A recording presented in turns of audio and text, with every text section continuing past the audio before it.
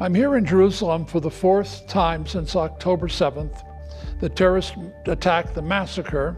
Behind you can see faces of soldiers that have been killed. There were 8 killed just today.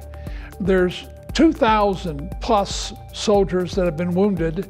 We've been in the hospitals with them, with soldiers like Aaron, as they're sharing with us their stories and even saying that God protected them.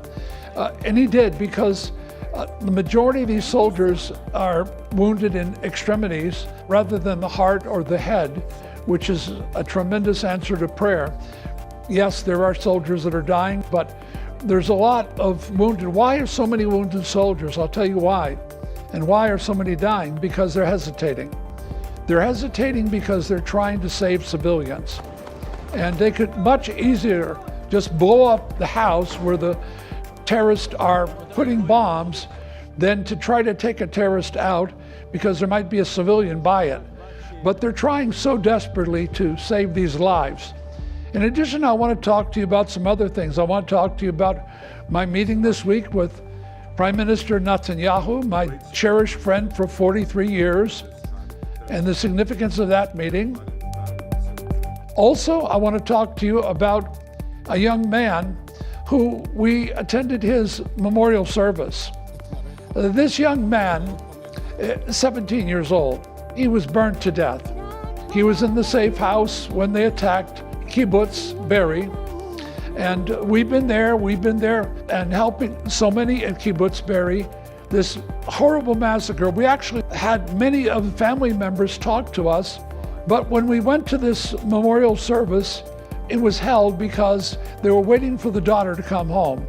She was a hostage, and she's back. Thank God she's back. And she was there grieving her brother's death, who was burned to death, so significantly burned that it took over 2 months just to identify him. This is a tragedy, what's going on in the nation of Israel. And we had a Hanukkah party with another young man, a lovely young man, who had his 18th birthday in Gaza. He was 17. And they tried every way to break him down, but he stayed strong. And I want you to see that story too, because it's a beautiful story of faith and hope. We called you to pray for him.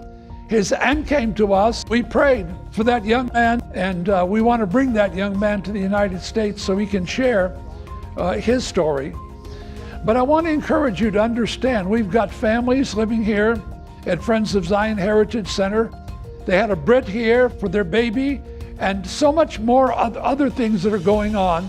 We're providing everything for them. But not only that, we are bringing hope and healing. In this room that I'm in right now, it was filled. It was filled just last night with security forces, with officers, with soldiers, and it was a time for them to get their minds off of all the pain and to celebrate Hanukkah.